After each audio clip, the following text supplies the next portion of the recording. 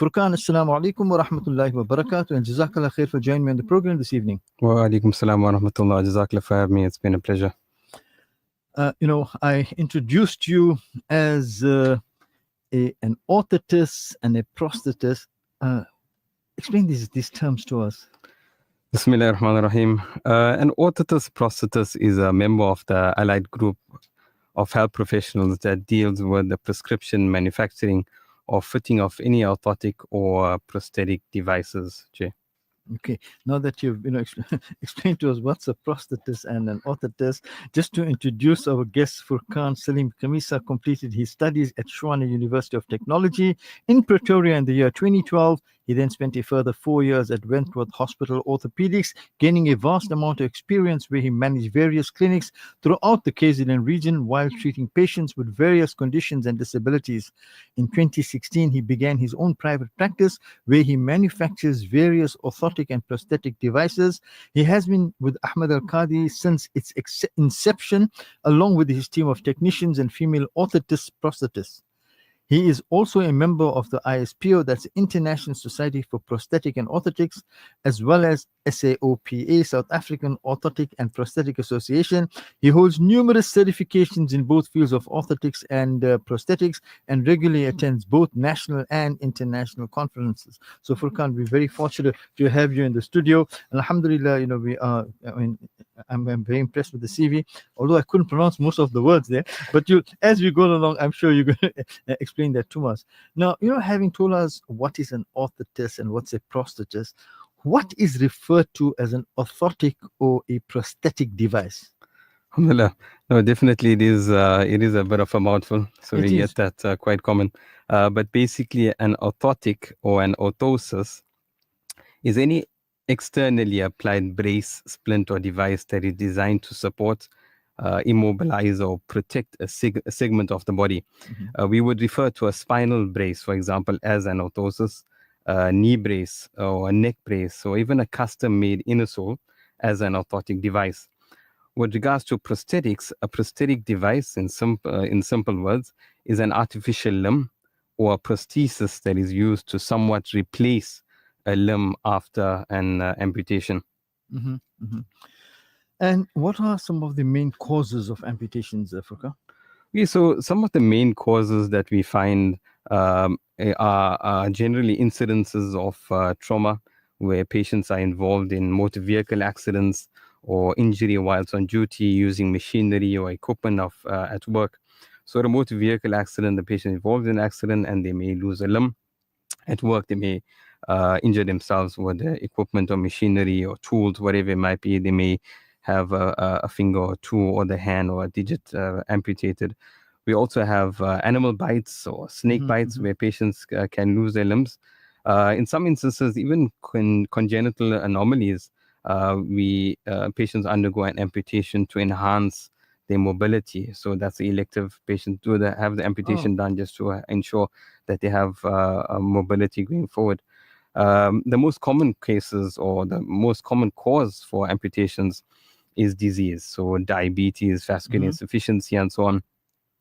That is the most common, I would say. And it's especially common within the Durban area and the KZN area, and more so common within the Indian community. So we have a lot of patients. I would say 80 to 90% of our patients are amputees due to diabetes and complications from there. Others would be infection, bacterial infection or fungal infection.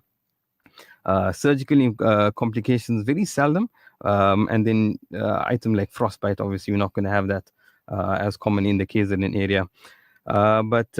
Yeah, that's more or less what you're looking at. But again, diabetes being the major cause. So it's very, very important that patients that are diabetic, they have it's controlled.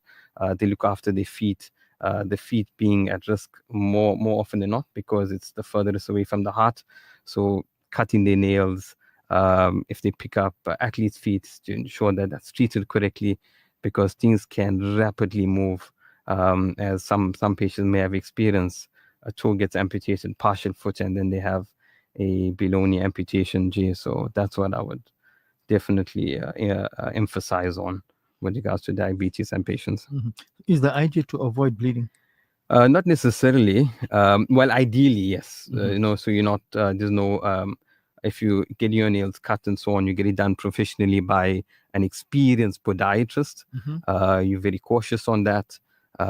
You look at your feet daily. At the end of the day, you take off your shoes, look at the feet, especially if you have neuropathy where the patient doesn't have any sensation underneath the feet. Mhm. Some patients, what happens is, and this is the cases that come by, patient has an amputation. And when you go and we go get deeper into it, then we realize, the patient had a stone in the shoe Mhm. and they didn't feel a single thing the entire day.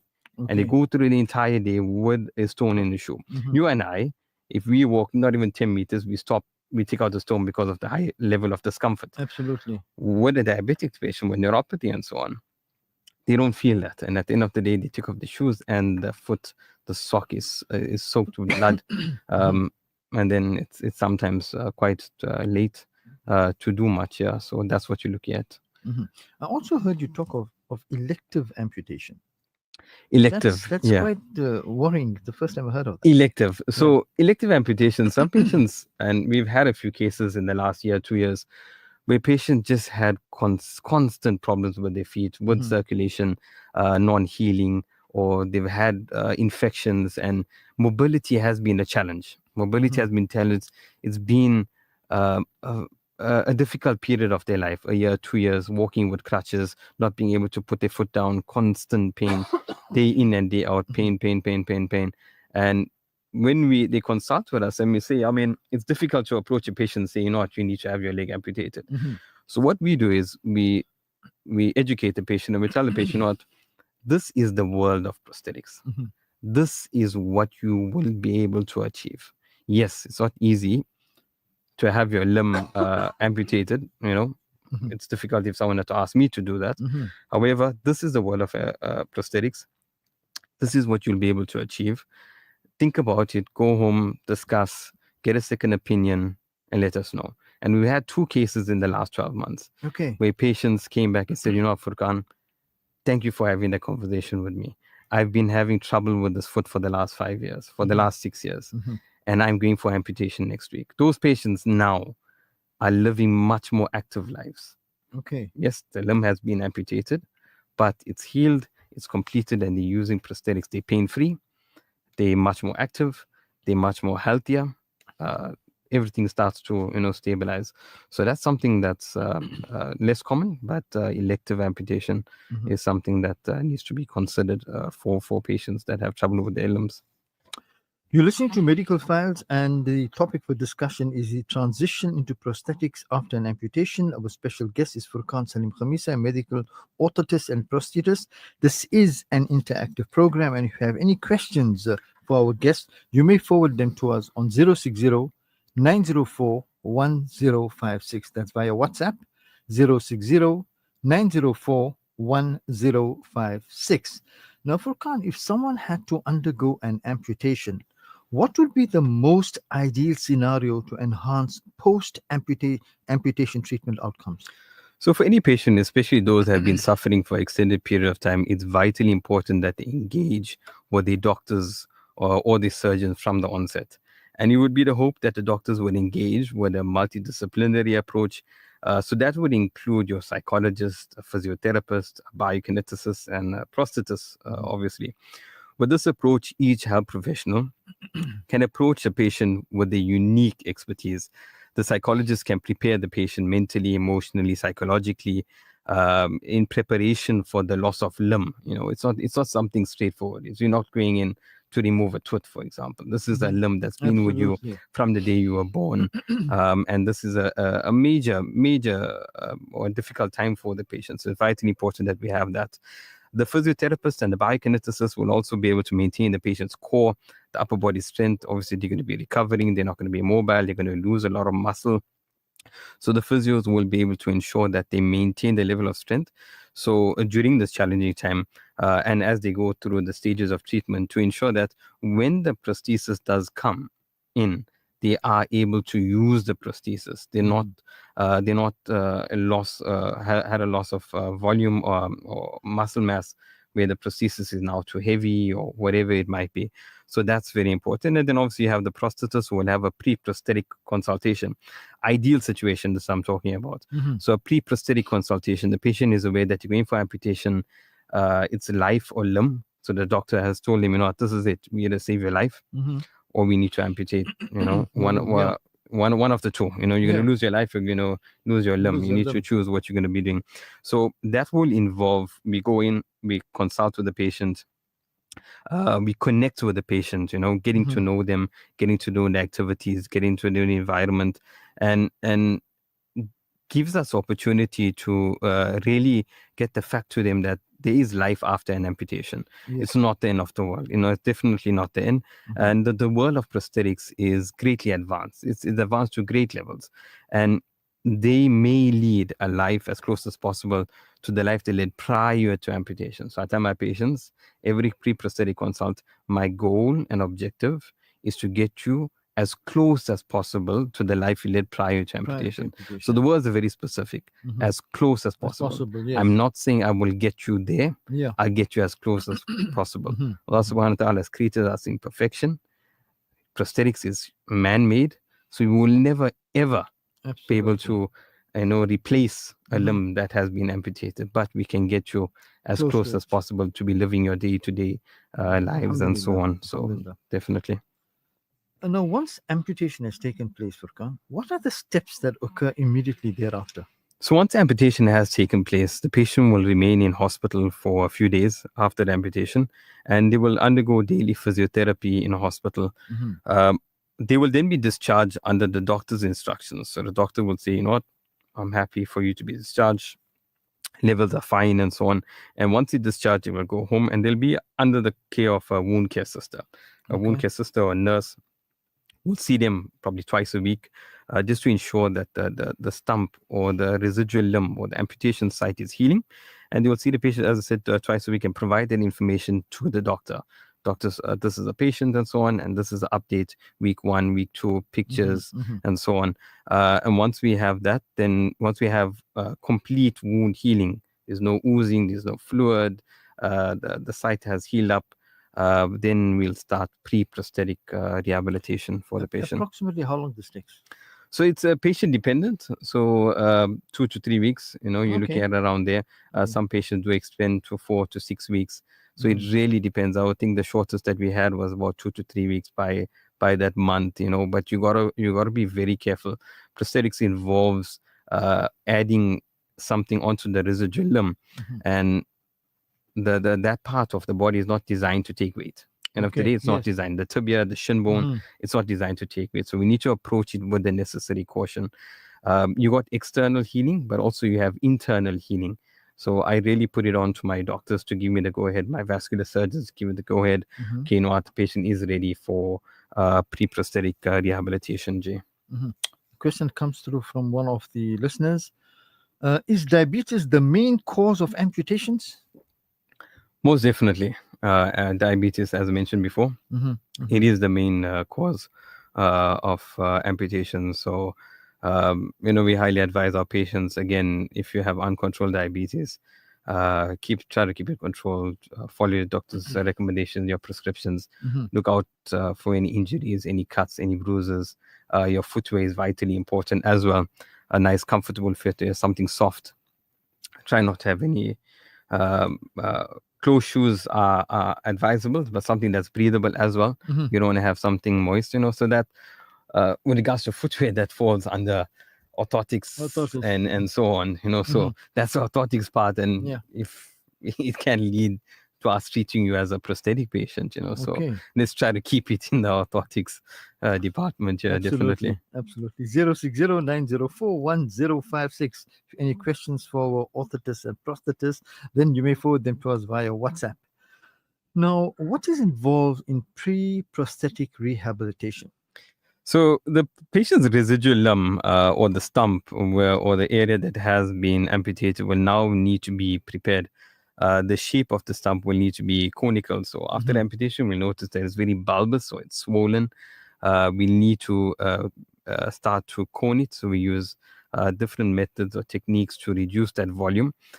we need to get a prosthesis on. So a prosthesis like a socket, so it needs to be conical for it to fit in.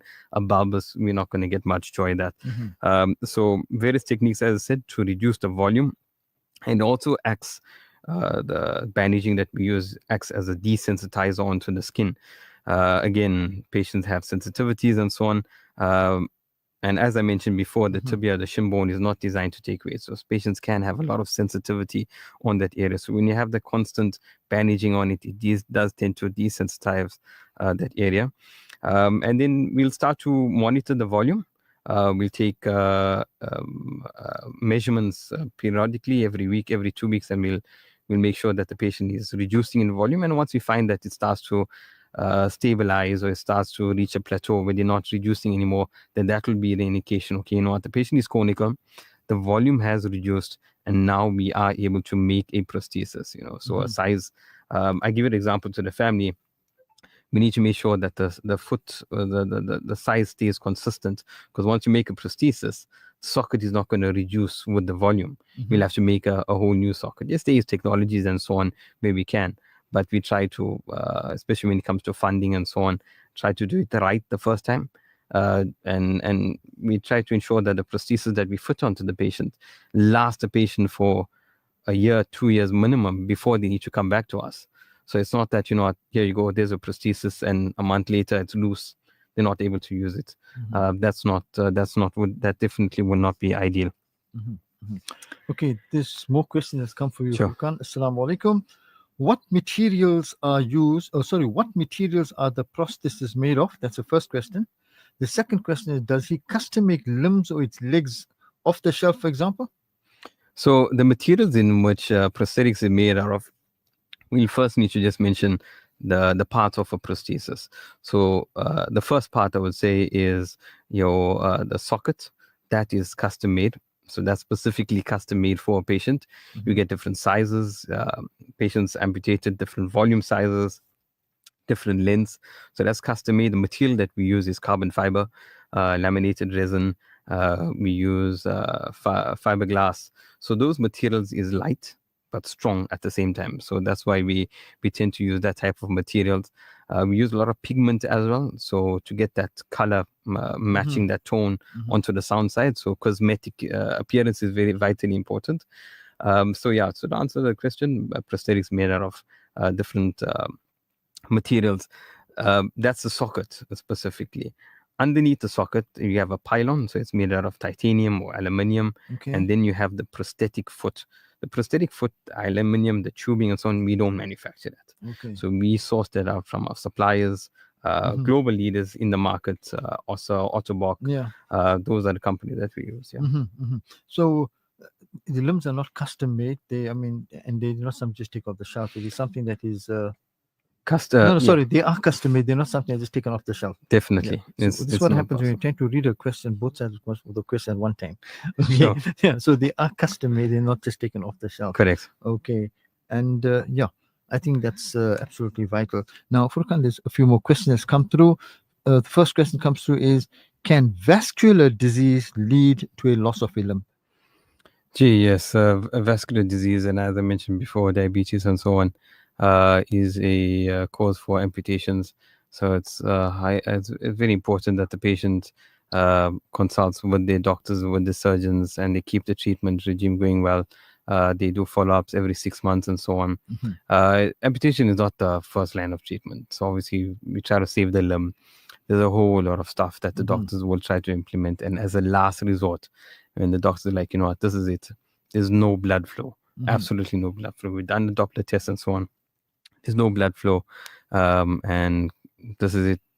Sepsis is going to set in, and we got no hope. And then that's when they do the amputation at a suitable level. We consult with the doctors. We discuss the case and try to ensure that if amputation is done at a certain level, we are able to implement and use prosthetics effectively. So we do discuss that in length, yes. Now, after the shaping and reduction stage, there are a few stages that take place. What are these stages?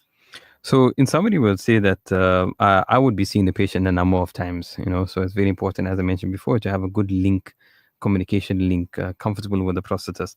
In summary, there's three big events. So once we have pre-prosthetic, we're shaping the core, the stump, we got it at a nice size. The first big event is casting, where we take a mold of the stump itself. So I take a mold, plaster Paris, and I use that mold to create a socket. The second big event is when the patient comes in for fitting of a socket or the prosthesis. So I use a test socket first. So it's a plastic socket. I put it on. Patient walks with it. As I said, it's made out of plastic. I can heat it. I can adjust it. They walk around with it. They make sure they're comfortable. I check how it is. They take it home. So this, as I said, they take it home, they use it. And once they are 100% happy with the prosthesis, there's no discomfort, there's no pain, the alignment is spot on, they're using the prosthesis and they're happy with it, then we move on to the third big event, and that's when they give the prosthesis back to me and I complete it, I shape it, I color it, I ensure that it matches the sound side or the non-affected side as close as possible, whether it's pigmentation, whether it is foam, whether it's a covering, whether it's silicone. And that's the third big event in summary. So those three big events, that's what you're looking at. And what about mobility aids and prosthetic use? So that's a very good question. So essentially what happens, patients, we always say that safety is priority. Safety is without a doubt priority. At our center, the patients are trained using parallel bars. So they walk on parallel bars, they get their confidence. And when they discharge, bare minimum, they need to use a walking frame. Bare minimum with a walking frame. As they transition through the weeks, they get the confidence, they get the know-how of how to use the prosthesis, they get to use to the prosthesis and so on. Then move on to crutches. So a pair of crutches, one on either side. Thereafter, they should wean themselves off and then either use one crutch or walking stick. And sometimes, in most cases, no crutches, so not using any mobility aids. So it's very, very important. And then we have patients that walk out with the prosthesis, with either just a single crutch. Experienced prosthetic patients are quite amazing. They'll literally run out the consultation room after using a prosthesis because they've been using it for such a number of years. So mobility aids do play a role, but it's age dependent, activity level dependent, and so on. Yeah. Does one sleep with the prosthesis? No. So the prosthesis is it's like a shoe. It's an assistive device. At night, the patient will take it off. We do educate the patient on how to clean the prosthesis, how to make sure that the liner is clean, it's dried, and they definitely will not sleep with the prosthesis. No, they put it on first thing in the morning and most likely take it off last thing at night. Yeah. And can one shower with the prosthesis? With the standard prosthesis, no, but we do offer our patients shower prosthetic legs. So it's fully waterproof. The patients can walk into the shower, have the shower with the prosthetic leg, not an issue. Components are designed in such a way that they'll drain the water will drain from the prosthesis. And as I said, it's stainless steel or titanium I'm using. So it's fully waterproof and we don't have any issues. So you can, but it needs to be either shower prosthetic leg, designed specifically being waterproof. You can shower with it, you can bath with it and so on. Not an issue. Or you can swim with it actually. Thank you. I was going to ask you about swimming. Yeah. Swimming, yeah. Okay. Now, will a prosthetic user be able to drive with a prosthesis? Depending the activity, the amputation level, left or right, obviously manual, automatic. A lot of our patients are able to drive, especially those that have right leg lower limb amputation. So you still have control of the accelerator. When it comes to the left leg or above the knee, that's when it does become a bit challenging. There is a special license that the patient will have to apply for. I had a patient of mine that recently discussed a case where insurance and so on wasn't willing to cover him unless he gets a specific license. So that was a major challenge for him, but alhamdulillah, he got through. And then you have assistive devices, handheld controls that you are able to implement onto your vehicle to ensure that you are able to drive. So, yeah. Okay, a question that comes through is how fatal is above the knee amputation compared to a lower knee amputation? So, amputation, irrespective of which level it is, comes with its own risk, as I mentioned. It's not fatal. It's I'm not sure if the patient is bordering on asking how is prosthetic use, afterwards. Do I have a life after that? Just to touch on that, the higher we go, there is an increase on challenge with regards to prosthetic use. So the knee is amputated. I need to implement a prosthetic knee. So another joint that the patient will need to. So there's no fatality as such, but definitely there's a difference in prosthetic usage between the two. Yeah.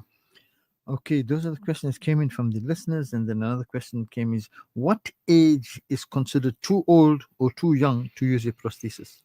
So there's no age that's too young or too old. As far as stats is concerned, my youngest patient was 18 months old when I 18 first months. 18 months old. So he was just managing to stand up, hold onto the couch and so on. So he was born with a condition referred to as amniotic band syndrome, where within the womb itself, amniotic bands wrapped around the limb, and that's where the amputation took place. So we had to make a prosthesis out of nothing, because out of the material that we had, because there's no ready-made off-the-shelf Yes, components for that. absolutely. So alhamdulillah, he's 4.5, 5 years, and he's thriving. He's absolutely thriving. The oldest patient that we have is 92 years old. Okay. So there's vast. So there's no So age. age is not a barrier. Yeah. No, definitely And not. how long will a prosthesis last on average? So on average, I would say the components usually have a warranty of up to 2 years, so 24 months. If anything goes wrong or whatever it might be of the components, then we have that 24-month warranty on that. With regards to the socket itself, that varies. So primary amputees, first-time amputees will have a lot of volume changes taking place within the first year, 2 years, and so on. That's nothing we can do about it. It's natural. We try to reduce it. I spoke about shaping and so on, but you're still going to have that reduction taking place. Um, but I would say on average, anywhere between 2 to 5 years. That's what you're looking at here. But every 6 months, annually, patients come in. We do a full assessment. Patients sometimes come before they leave for holiday, before Umrah. They come to us. We do a service on the prosthetic leg just to make sure all the components are intact. Strip the leg, put everything back together, like a car service, And obviously, we specialize in it. So you may think everything is good and fine, and you come through, and then Find it's a something is world of a amiss. difference, Yeah, afterwards. Yeah. absolutely. Now, if one would like to engage in sports, what type of prosthesis will the person require?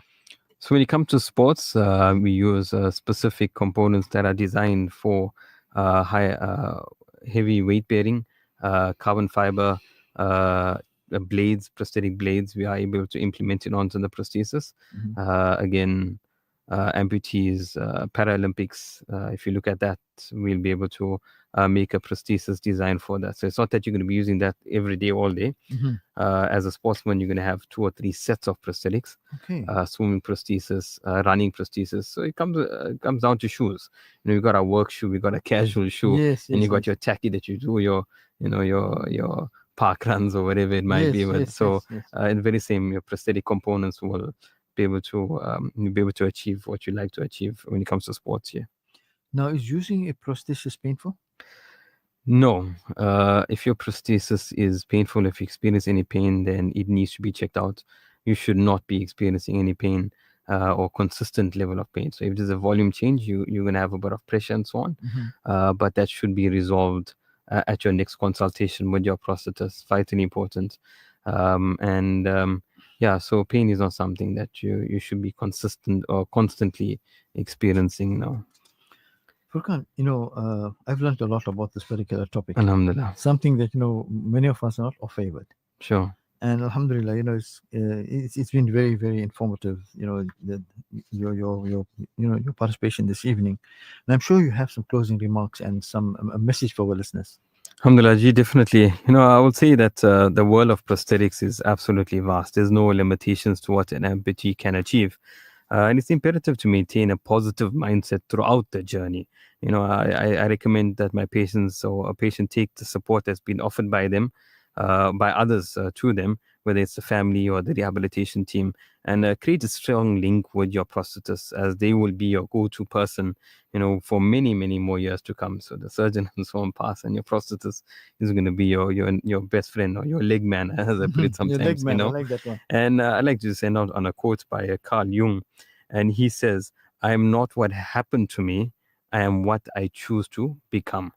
So that's very, very important, and it's again important for patients to have a positive mindset, and we see that difference between patients that have that positive mindset, their willingness to achieve and succeed. I Alhamdulillah. know our time is out. There's a question. On the lighter note, something's come from Brother Muhammad. I'll read that to you privately because our time is up.